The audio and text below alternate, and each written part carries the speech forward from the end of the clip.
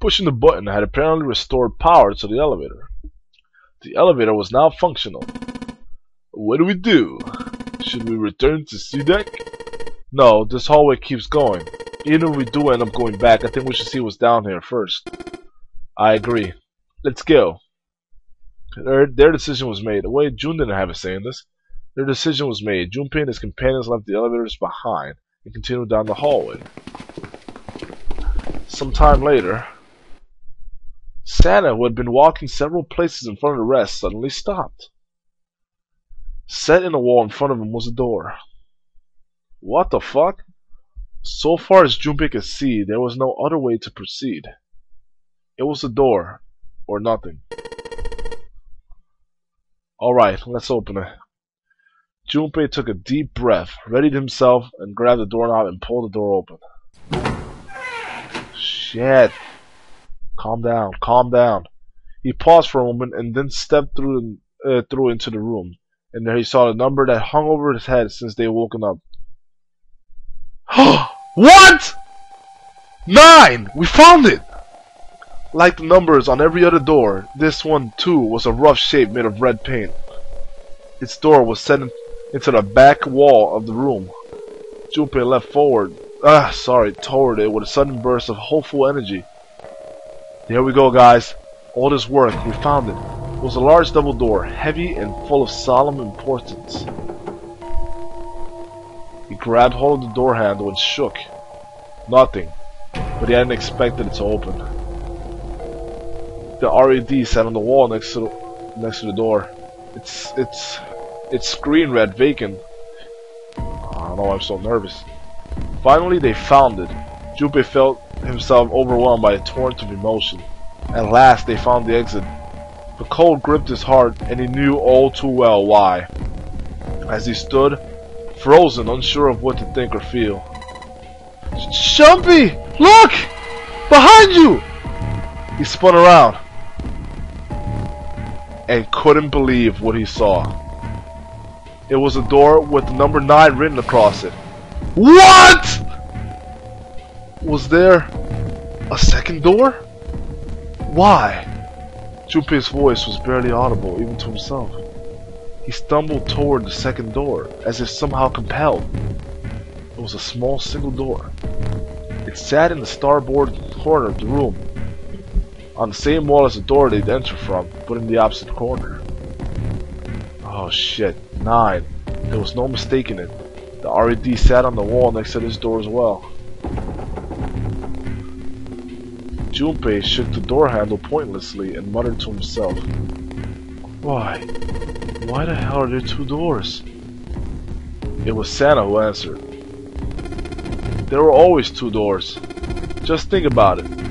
Zero never said there's only 1 door with 9 on it. How the fuck how'd you realize this, Santa? How did you realize this shit? It is hidden, but an exit can be found. Seek a way out. Seek a door that carries a 9. Huh. Of course. We just assumed that there was only 1. After all, why would there be more than 1? Oh man, this is so fucked up. Jeez.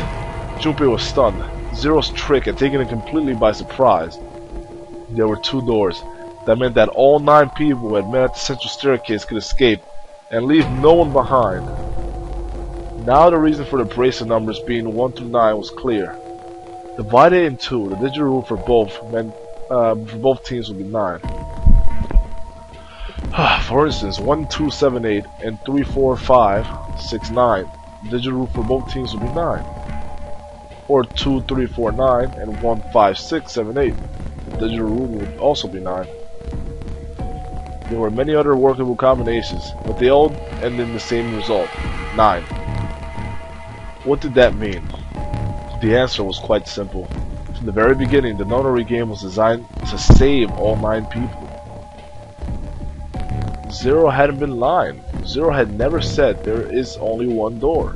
But anyone who found themselves in the game would have assumed that that was the case. Fights would have broken out. One team would likely betray or deceive the other. Someone might be hurt. Someone might get killed. Huh. But eventually they would reach the door, the room that Junpei now found himself in, and realized the pointlessness for whatever violence they'd visited upon each other.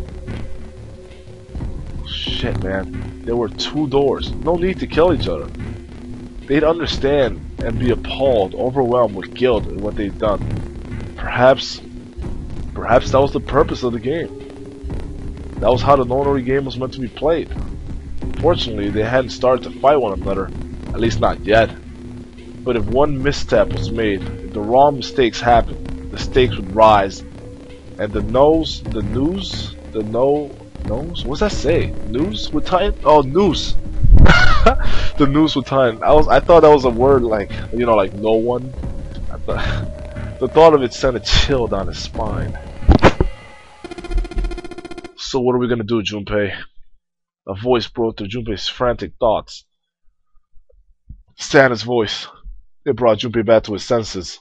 No use worrying about the future. He needed to figure out what they were gonna do next.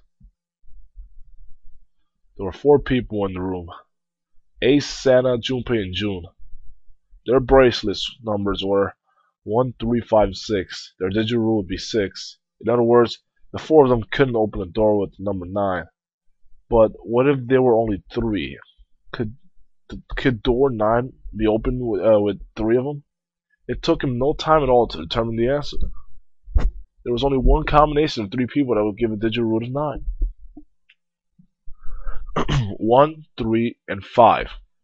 It's 9. That would mean that June would be left behind. No! We gotta go back. That wasn't a possibility he was willing to consider. Wow, Junpei. Sana and Ace agreed. Yup, I agree. We cannot leave June behind. Junpei let out a breath he hadn't realized he'd been holding. Are you sure? I don't mind staying. June's body betrayed her true feelings. Her eyes were met with the beginnings of tears, and her legs shook. It's okay. There's no way we'd leave you behind. Sana had said what Junpei had known the moment he realized which 2 people could go through the door. Besides, I'd rather drown at the bottom of the ocean than skip with this sausage fest. Maybe I'll get to go to Atlanta. LOL. Are you sure you don't mean Atlantis? Fucking Junpei, so dumb. Oh, right. Perhaps it was the sudden reassurance that no one wanted to leave June behind. But Junpei laughed harder than he had in some time. Sana and Ace smiled. You guys! June blinked tears from her eyes and bit her lip. She didn't seem to know what else to say. Very well. Best we head back to C-Deck then. We should be able to take the elevator we passed earlier. Perhaps Clover, 7, and Lotus will have returned from door 1. Even as Ace spoke, they knew finding the others wouldn't improve the situation. There was no way they could be split into teams. They could both go through the doors. Ace knew it. They all knew it. But there was nothing else they could do. Holy shit, man, what the fuck? Oh my god, I'm so tired that I literally looked at you and I saw nothing on her face. What the fuck?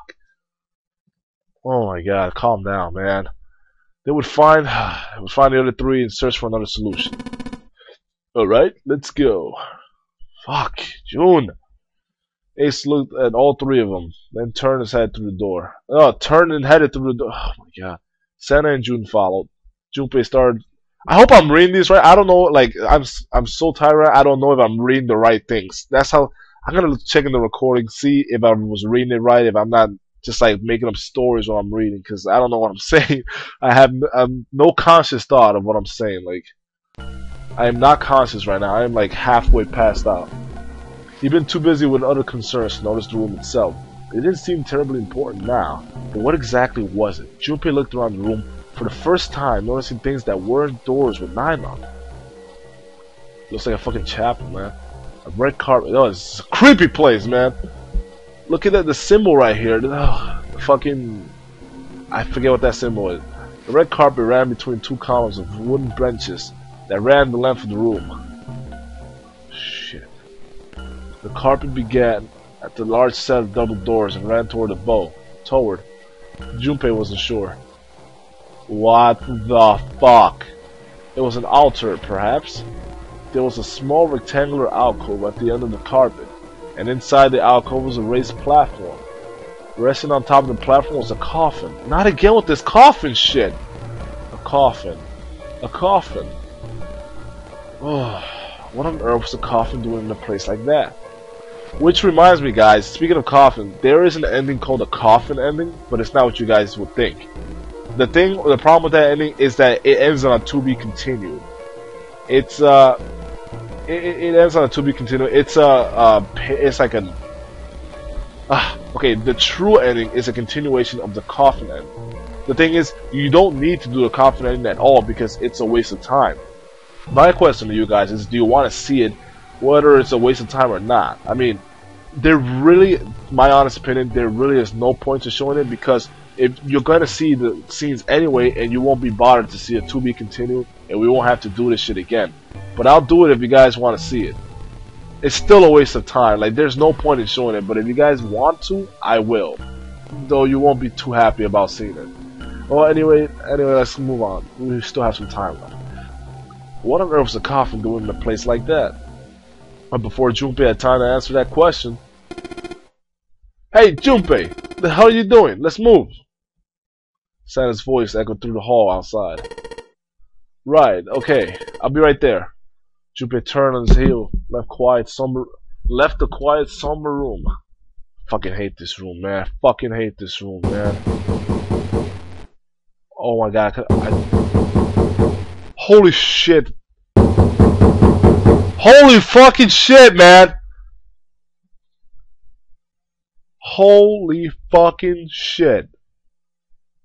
I've never played. Why did I play this shit at night? Why am I playing this shit? Why am I playing this fucking shit? Oh my god, you gotta calm down. You're gonna get a heart attack. You gotta calm down. You know what happens. Just recall on the events. Breathe, man. Just take a deep breath and just move. They took the elevator up to sea deck. Once there, they headed back toward the main hall and the central staircase. It didn't take them long. I can't lower the volume on this fucking headphones. They're so loud, I'm scared to death. Like, any little thing will cause my heart to stop, and I'm gonna need a fucking stretcher. The thing is, who would discover my room? It would probably be found like months after. I gotta pay rent. I just realized. Sorry. Okay. They took the elevator. Once there, headed back toward the main hall, central staircase. It didn't take them long. Junpei found Seven and Lotus waiting for them. They didn't look happy. "We got a problem." Oh shit! What's the? Clover's gone. Oh my god! This is a nightmare. What the fuck, man? Junpei and his three companions looked at one another. What the fuck is going on? How is Clover gone? How is Clover gone, man? What do you mean gone? Santa, Ace, and June had their own questions to ask. When? Why? You two went in door one with Clover, didn't you? Seven and Lotus responded the best they could. "Yeah, we went to the door all together. But Clover barely spoke to us. She just did her own thing the whole time. There were 4 rooms on the other side of door 1. She wouldn't let us into the 4th room. She just said, 'I'll take care of this one,' and shut the door. She must have blocked it with something on the other side." Oh, fucking A. "We waited for a while, but Clover didn't come out." Oh my god. "We called for her, but she didn't answer. So I kicked down the door and went into the room. But, oh my god, it was empty. Clover wasn't there. There was a door under the wall, and it was open. We figured she opened the door and left by herself. We ran after her, of course, but, well, obviously we didn't find her. You figured that much out. Clover's gone." Junpei thought for a moment. "When did this happen?"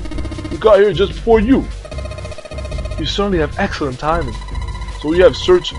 Oh, so you haven't searched anywhere other than near the staircase?" "No, we haven't." Finally, Ace spoke, and on that note, we're going to end right here. Guys, don't miss the next exciting episode of 999. Really, you don't want to miss it.